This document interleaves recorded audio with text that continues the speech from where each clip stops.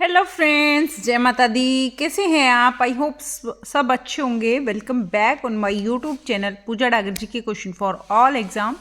सामान्य ज्ञान जी के हम करेंगे और ये क्वेश्चन नंबर 1 से स्टार्ट करने से पहले मैं आपको बता दूं, इससे पहले हमने बहुत सारी वीडियोस में सामान्य ज्ञान जी के किया हुआ है, तो आप वो वीडियोस भी देख लीजिएगा, बहुत ज़्यादा हेल्पफुल रहेंगी। और सारे एमसीक्यू क्वेश्चंस रहेंगे, प्रीवियस ईयर एग्जाम्स क्वेश्चन हैं सारे के सारे, किसी ना किसी एग्जाम में रिपीट हो रखे हैं ये क्वेश्चंस, तो ये आपके लिए बहुत ही ज़्यादा इंपॉर्टेंट क्वेश्चंस हैं फ्रेंड्स।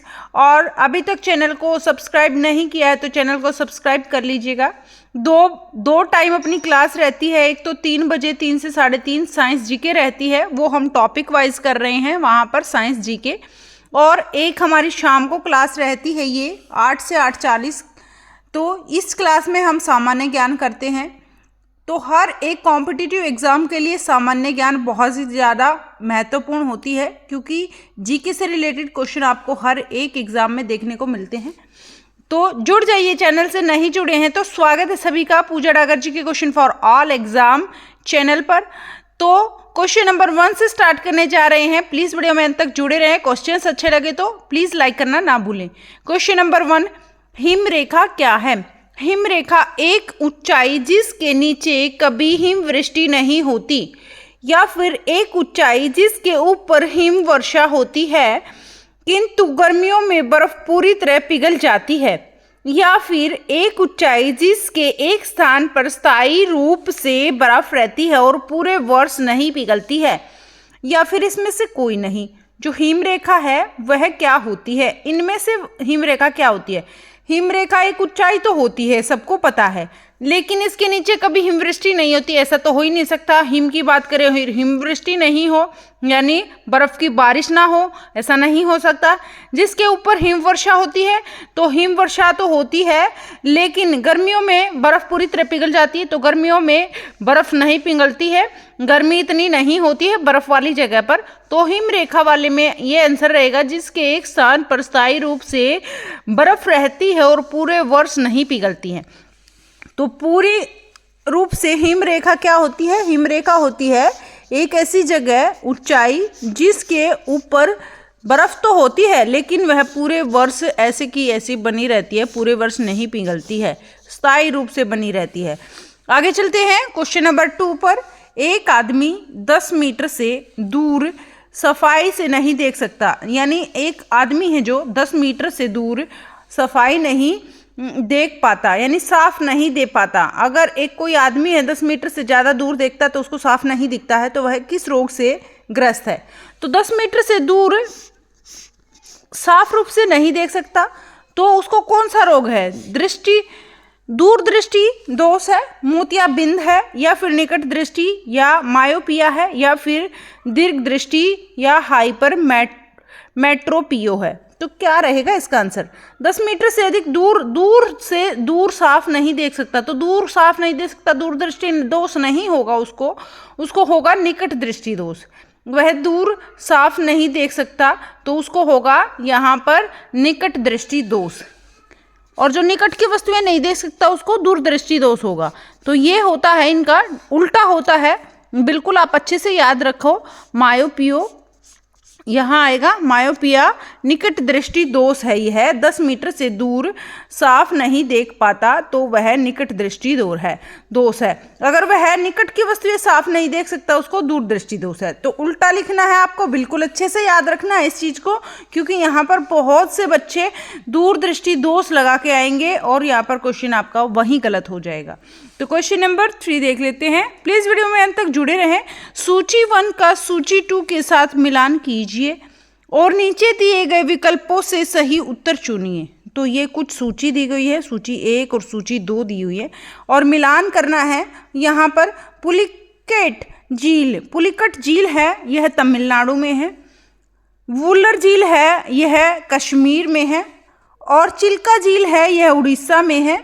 और सांबर झील है, यह राजस्थान में है। तो ये मिलान ऑब्वियसली मैंने बिल्कुल सही लिख रखे हैं, ये सारे के सारे सही हैं ताकि आपको अच्छे से याद हो जाए। ये मोस्ट इम्पोर्टेंट 4 क्वेश्चन यहाँ बन गए फ्रेंड्स आपके।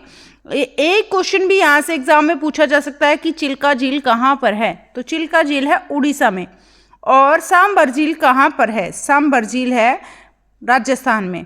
और वुलर झील कहाँ पर है, यह है कश्मीर में। वुलर झील कहाँ पर है, कश्मीर में। पुलिकट झील कहाँ पर है, तमिलनाडु में। यहाँ पर मैं कुछ थोड़ा सा ट्रिक बताऊंगी आपको, अच्छे से जल्दी से याद हो जाएगा आपको। पुलिकट, जैसे पुलिकट है, ये पुली मतलब पुलिया, और कट तट भी बोल, कट और तट दोनों एक जैसे होते हैं। तो तट किसके पास, तमिलनाडु ऐसा जगह है ना जो समुद्र के पास है, तट तमिलनाडु, तट पुली पुलिया, कट तट, तो ये तमिलनाडु। यहाँ पर आपको अच्छे से याद हो जाएगा। यहाँ वुलर झील, वुलर झील ये है हमारी, वुलर झील है कश्मीर में। वुलर झील कहाँ पर है, वुलर यानी वाटर कूलर, जैसे ठंडी बहुत होती है कश्मीर में, तो वुलर झील है हमारी कश्मीर में। और चिल्का, जैसे चील है, चिल्का झील, चिल उड़ती है चील, तो चिल्का उड़ी, उड़ीसा, तो चिल्का उड़ीसा।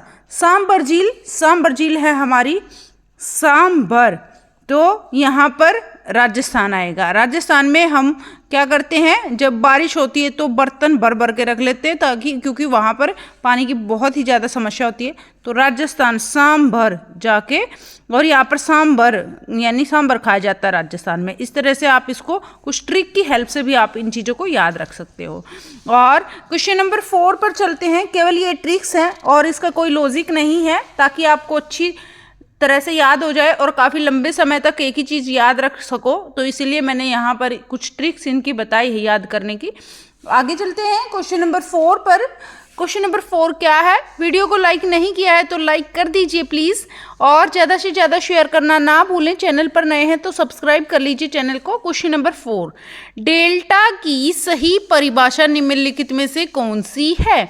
तो यहाँ पर जो ये डेल्टा है इसकी परिभाषा हमें बतानी है।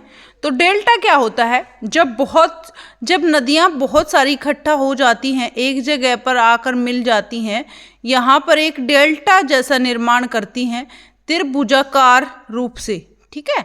तो ऐसे, तो देख लेते हैं एक बार हम इसकी परिभाषा। एक त्रिकोणीय तटीय भूमि जिसका निर्माण समुद्र अथवा महासागर में तैरने वाली नदी की गाद द्वारा होता है।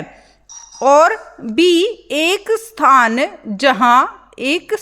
जहां समुद्री व नदी के जल का मिलन होता है, समुद्र और नदी के जल का मिलन होता है, यह डेल्टा बनता है। नहीं, एक स्थान जहां सिंचाई के प्रयोजन के लिए सिंचित जल का नहरों के मध्य से वितरण किया जाता है, या फिर एक स्थान जहां छोटी बड़ी धाराएं प्रमुख नदियों में मिलती हैं जाकर। तो ये जो डेल्टा होता है ना फ्रेंड्स, ये होता है जब बहुत सारी नदियां आकर मिल जाती हैं समुद्र में। लेकिन यहाँ पर ये हमारा बी आंसर नहीं हो सकता है, क्योंकि जो ये अपने साथ मिट्टी गाद जो भी मिलाकर लेकर आती हैं अपने साथ पानी के साथ बहाकर, वो एक जगह आकर इकट्ठा हो जाती है और वो सारा वहीं पर क्या कर देती, जमाव कर देती हैं।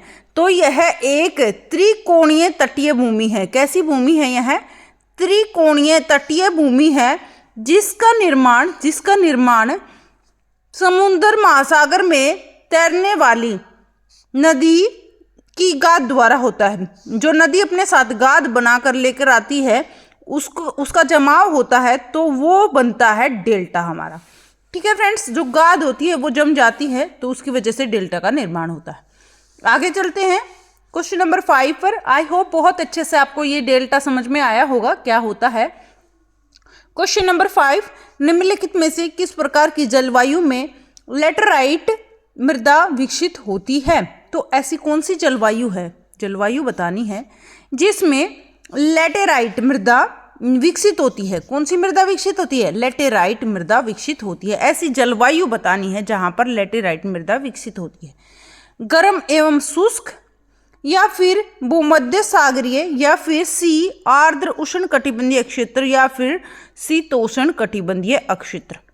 तो जो जलवायु है, ऐसी जलवायु बतानी है जिसमें लेटेराइट मृदा विकसित होती है। जो लैटेराइट मृदा विकसित होती है वह होती है आर्द्र उष्णकटिबंधीय क्षेत्र में, आर्द्र उष्णकटिबंधीय क्षेत्र में।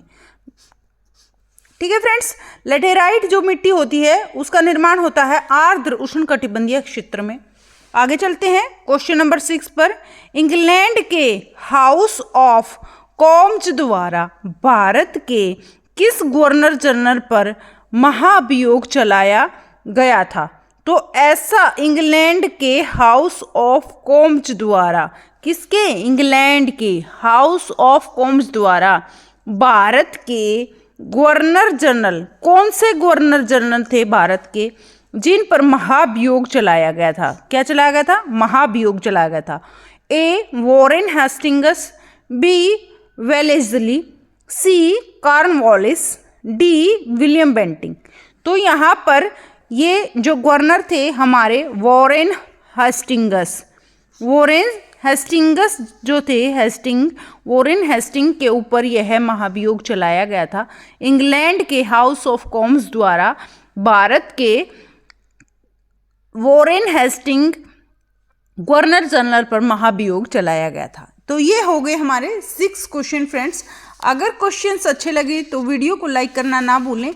प्लीज़ ज़्यादा से ज़्यादा शेयर किया करें, आप शेयर नहीं करते हैं, प्लीज़ ज़्यादा से ज़्यादा शेयर करें। और चैनल पर नए हैं तो चैनल को सब्सक्राइब भी करना ना भूलें। क्वेश्चन नंबर 7 पर चलने से पहले स्वागत है सभी का पूजा डागर जी के क्लास में। जुड़ जाइए फ्रेंड्स, 8 बज गए हैं। 8 से 8:40 पर हम जीके पढ़ते हैं। डेली जीके की क्लास अपनी रहती है 8 से 8:40 और दिन में 3 से 3:30 अपनी साइंस जीके रहती है। तो आपको अगर नहीं पता है तो 3 बजे वाली क्लास में भी प्लीज़ आप आ जाया करें। क्वेश्चन नंबर 7 देख लेते हैं। जनगणना 2011 के अनुसार भारत में साक्षरता की दर कितनी है? तो जब जनगणना हुई थी 2011 में, जो जनगणना हुई थी उसमें भारत में साक्षरता की दर कितनी है? तो भारत में साक्षरता की दर कितनी है? 74.04, 65.46 या फिर 82.14 या फिर 72.32। तो क्या रहेगा इसका आंसर? जनगणना 2011 के अनुसार भारत में साक्षरता की दर कितनी रही है? तो साक्षरता दर रही है 74.04, 74.04, ये हमारे 2011 के अनुसार भारत की साक्षरता दर रही है। क्वेश्चन नंबर 8, निम्न में से कौन सा स्थान भारत में पुर्तगालियों का मुख्यालय था?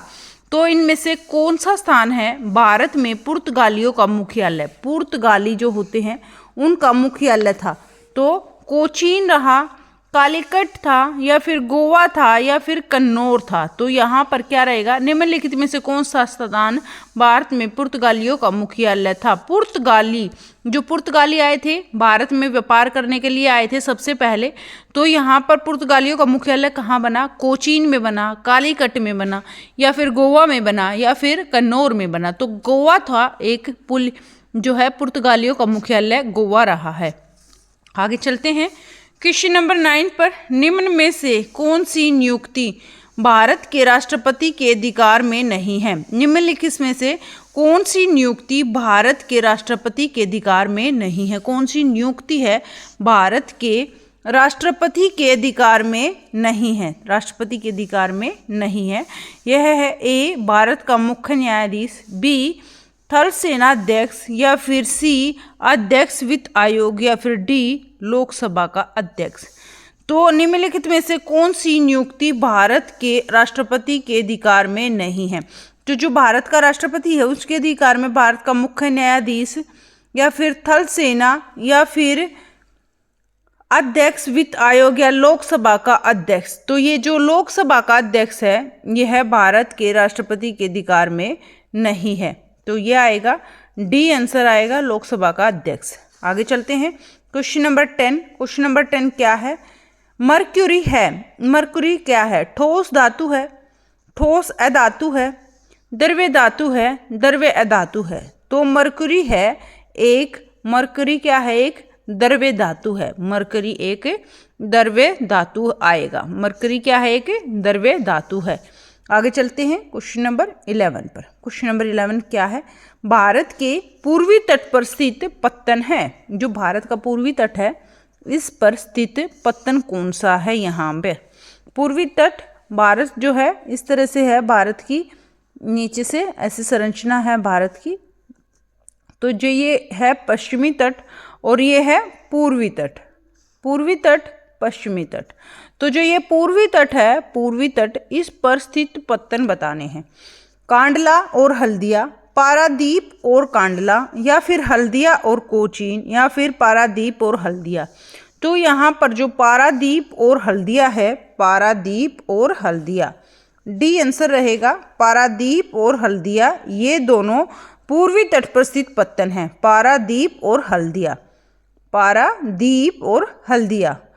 ठीक है फ्रेंड्स, जब कभी हम जो जोत बत्ती करते हैं, जोत लगाते हैं, तो दीपक लगाते हैं हम, पारादीप, दीपक के साथ हम क्या लेके जाते हैं? हल्दी लेके जाते हैं। तो इस तरह से आप इसको ट्रिक से भी याद कर सकते हैं, पारादीप और हल्दिया ये दोनों पूर्वी तट पर स्थित पत्तन हैं।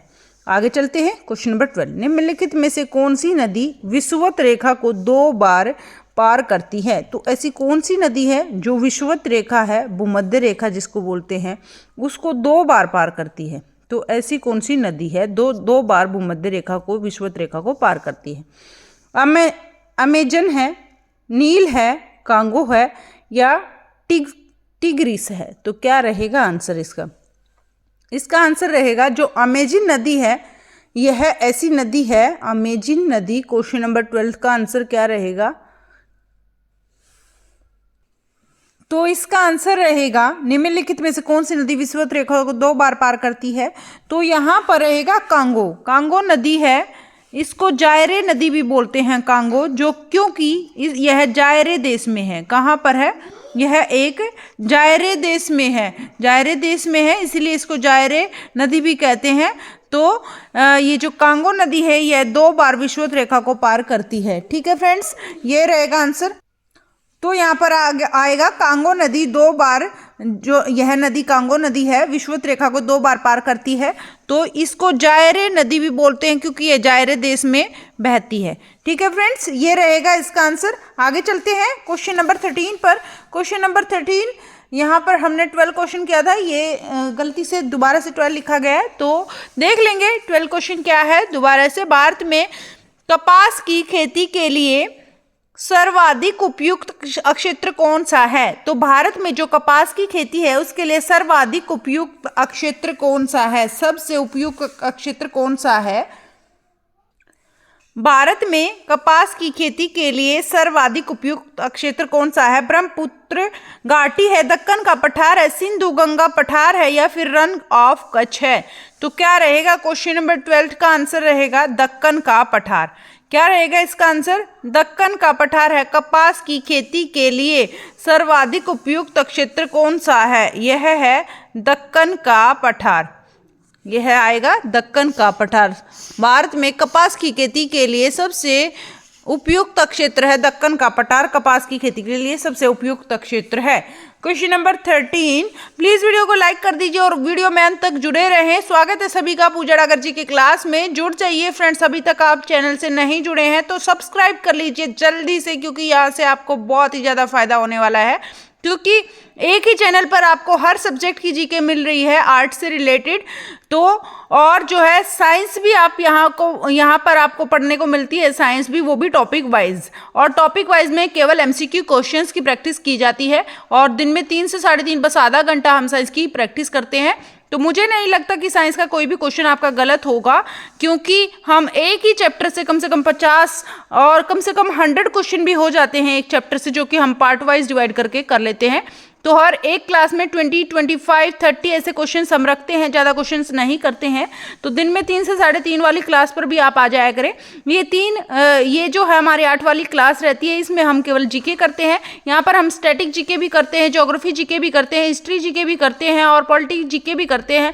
और कोई भी जो जीके से रिलेटेड है, हमारे इकोनॉमिक्स जीके, हर तरह की जीके हम अपने चैनल पर करते हैं। और हर एक जो है टॉपिक वाइज हमने प्लेलिस्ट बना रखी है, ताकि आपको इजीली मिल जाए जो भी आपको टॉपिक की रिक्वायरमेंट है। आपको जो भी टॉपिक पढ़ना है तो आपको प्लेलिस्ट मिल जाएगी डिस्क्रिप्शन बॉक्स में, आप देख लीजिएगा।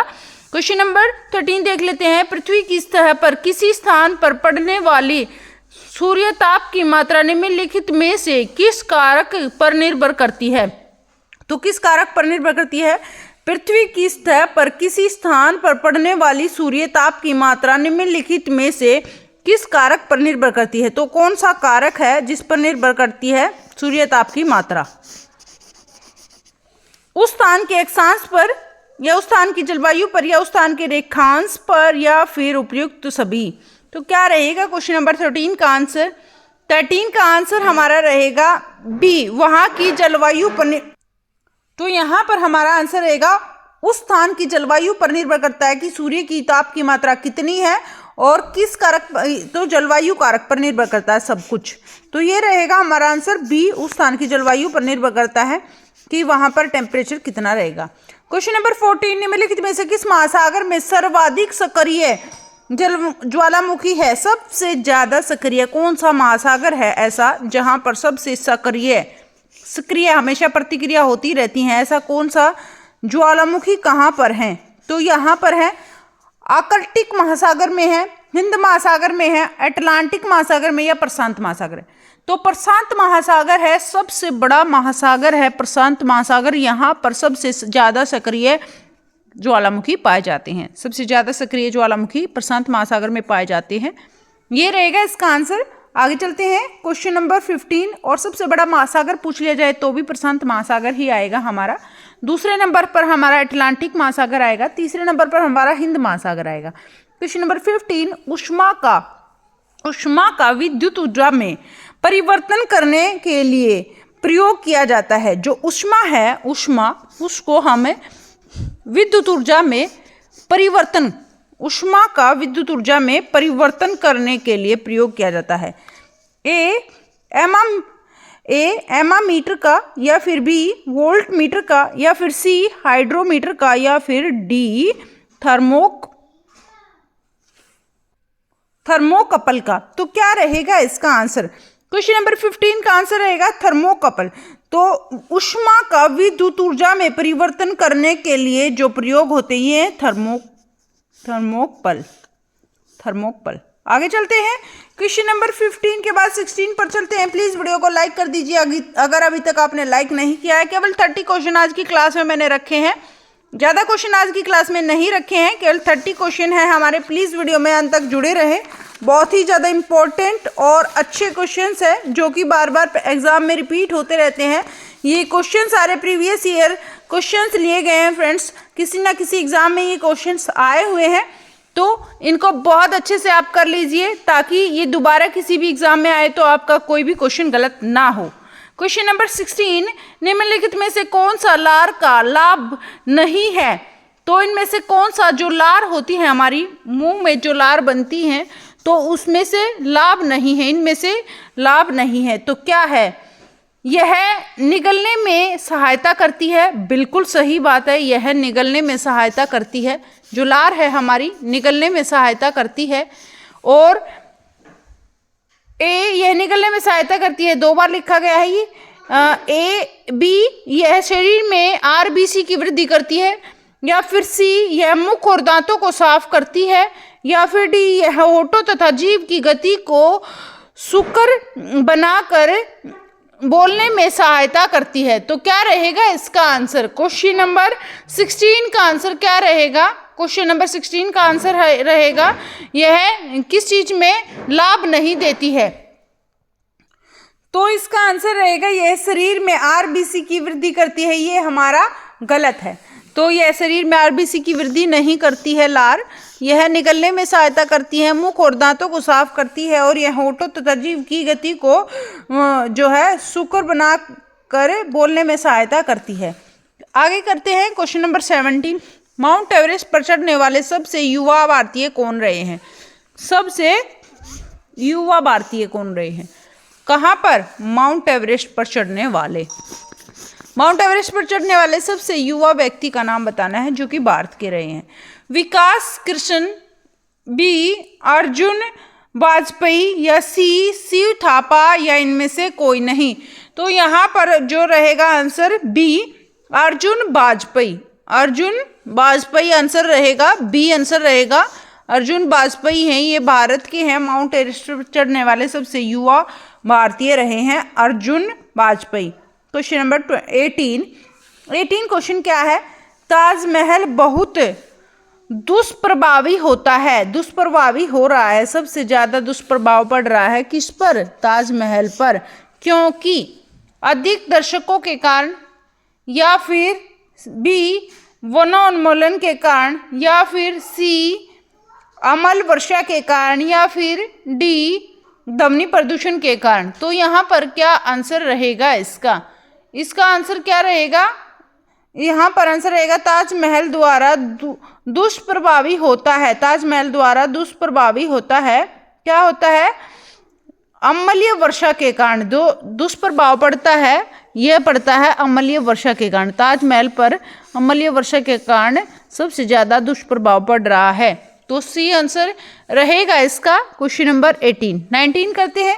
वायु में हाइड्रोजन जब जलने लगती है तब पैदा करती है, तो जब वायु में हाइड्रोजन जलने लगती है तब वह पैदा करती है अमोनिया, मीथेन, जल, या फिर, तो यहाँ पर रहेगा आंसर वायु में हाइड्रोजन जब जलने लगती है तब वह पैदा करती है, तो वह जब वायु में जब हाइड्रोजन चलती है तो वह पैदा करती है, जल पैदा करती है, H2O जल पैदा करती है। सी आंसर रहेगा यहाँ पर, क्या आंसर रहेगा, सी आंसर रहेगा। हाइड्रो पेरोक्साइड भी पैदा करती है लेकिन वह कम मात्रा में, हाइड्रो पेरोक्साइड भी पैदा करती है लेकिन वह कम मात्रा में, अल्प मात्रा में, लेकिन जल जो है वह अधिक मात्रा में। जल H2O, हाइड्रोजन जब जलने लगती है, वायु में हाइड्रोजन जब जलने लगती है तो जल पैदा करती है। आगे चलते हैं क्वेश्चन नंबर 20 पर।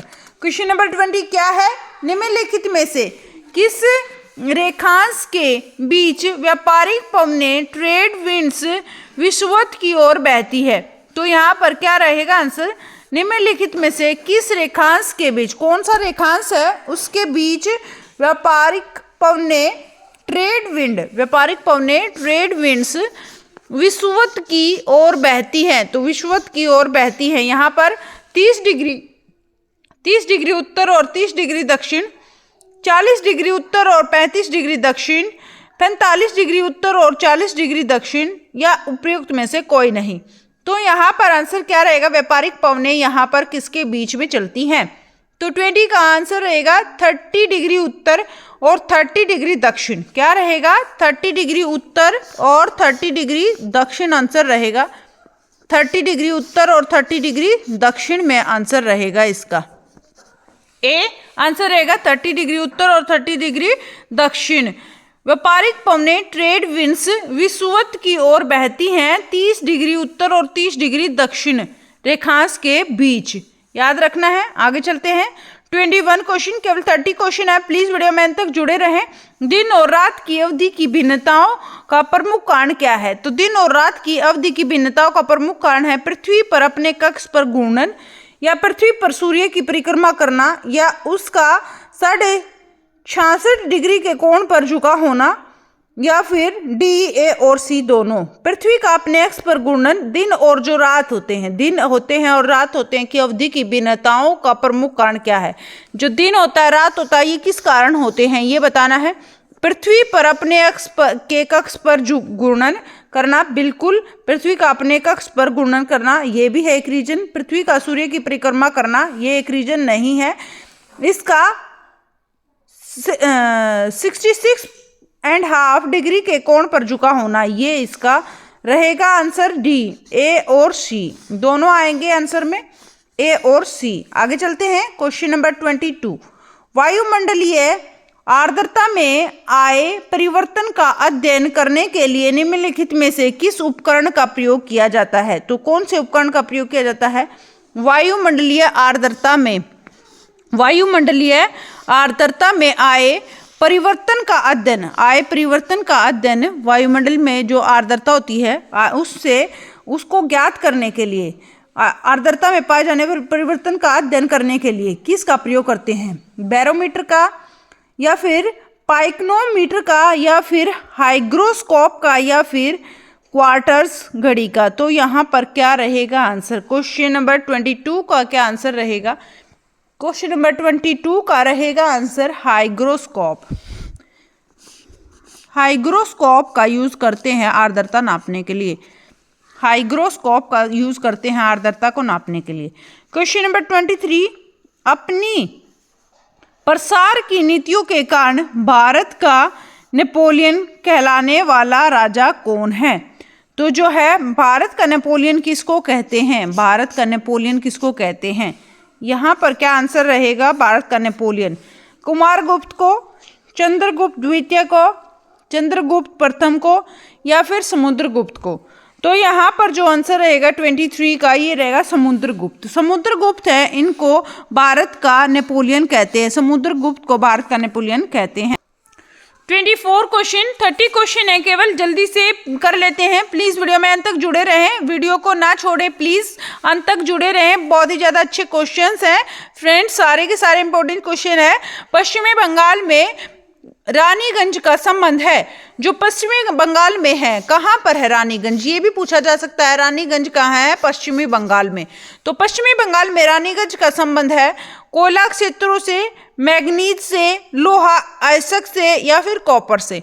तो 24 का क्या आंसर रहेगा? यहाँ पर रहेगा कोयला क्षेत्र से। जो ये रानीगंज है, इसका संबंध है कोयला क्षेत्र, यहाँ बहुत अच्छा कोयला पाया जाता है। तो कोयला क्षेत्र से संबंध है रानीगंज का, और ये रानीगंज है कहाँ? पश्चिमी बंगाल में। तो सारी चीजें आपको याद रखनी है। रानीगंज कहाँ है, ये भी पूछा जा सकता है, पश्चिमी बंगाल में। और रानीगंज किसके लिए प्रसिद्ध है? कोयला क्षेत्रों के लिए प्रसिद्ध है, ये भी आप कर लीजिएगा। क्वेश्चन नंबर 25 क्वेश्चन क्या है हमारा? ये 24 क्वेश्चन किया हमने, 25 है। उपभोक्ता प्रभुत्व है, जो ये उपभोक्ता प्रभुत्व है, इसका अर्थ है, उपभोक्ता प्रभुत्व का अर्थ है। तो क्या अर्थ है उपभोक्ता प्रभुत्व का? उपभोक्ता अपनी आय को अपनी इच्छानुसार व्यय करने के लिए स्वतंत्र है, या फिर उपभोक्ता के पास अर्थव्यवस्था का प्रबंध करने की शक्ति है, या फिर उपभोक्ता का व्यय संसाधनों के आवंटन को प्रभावित करता है, या फिर उपभोक्ता वस्तुएं सरकारी नियंत्रण में से मुक्त है। तो क्या रहेगा आंसर? उपभोक्ता प्रभुत्व क्या होता है? आपको पता होना चाहिए। उपभोक्ता प्रभुत्व होता है, उपभोक्ता अपनी आय को अपनी इच्छा अनुसार व्यय करने के लिए स्वतंत्र है। ये ए आंसर रहेगा। उपभोक्ता को जो भी आय मिलती है, इनकम मिलती है, उसको इनकम को वो अपनी विश के अनुसार, अपनी अकॉर्डिंग, अपनी जो उसकी इच्छाएं होती हैं, विशेष होती हैं, उसके अकॉर्डिंग व्यय यानी खर्च कर सकता है। ठीक है फ्रेंड्स, तो ये रहेगा, इसके लिए स्वतंत्र है, तो उपभोक्ता प्रभुत्व होता है। क्वेश्चन नंबर 26, तंबाकू का धुआं स्वास्थ्य के लिए हानिकारक होता है, क्योंकि उसमें होता है, जो तंबाकू होता है उसका जो धुआं होता है वो हानिकारक होता है, क्योंकि उसमें क्या होता है? उसमें क्या होता है? ए, कार्बन मोनोऑक्साइड होता है, बी, निकोटीन होता है, या सी, पॉलीसाइक्लिक एरोमेटिक हाइड्रोकार्बन होता है, या फिर मेलाथीन होता है। तो क्या होता है उसके अंदर? तो तंबाकू के अंदर हमेशा निकोटीन होता है। क्या होता है? निकोटीन होता है, इसीलिए वह हानिकारक होता है। तंबाकू का धुआं जो है स्वास्थ्य के लिए इसीलिए हानिकारक होता है, क्योंकि उसमें निकोटीन होता है। ठीक है फ्रेंड्स, ये हो गए 26 क्वेश्चन। 27 क्वेश्चन पर चलने से पहले वीडियो को अगर लाइक नहीं किया है तो प्लीज लाइक कर दीजिए। 3 से 4 मिनट में इस वीडियो को खत्म करने वाले हैं। केवल 30 क्वेश्चन है हमारे आज की क्लास में, हमने ज़्यादा क्वेश्चन नहीं रखे हैं। डेली हम 40 क्वेश्चन करते थे, बट आज 30 क्वेश्चन है। सारे क्वेश्चन इंपॉर्टेंट हैं, बहुत ही ज़्यादा इंपॉर्टेंट है। स्टैटिक जीके हम कर रहे हैं आज की क्लास में, तो प्लीज़ वीडियो को अंत तक देखें। और इससे पहले वाली वीडियोज़ देखने के लिए आप डिस्क्रिप्शन बॉक्स में जाइएगा, वहाँ पर आपको प्लेलिस्ट मिल जाएंगी, प्लेलिस्ट, तो वहाँ पर आप देख लीजिएगा। वीडियो को लाइक करना ना भूलें, ज़्यादा से ज़्यादा शेयर करें। क्वेश्चन नंबर 27 देख लेते हैं।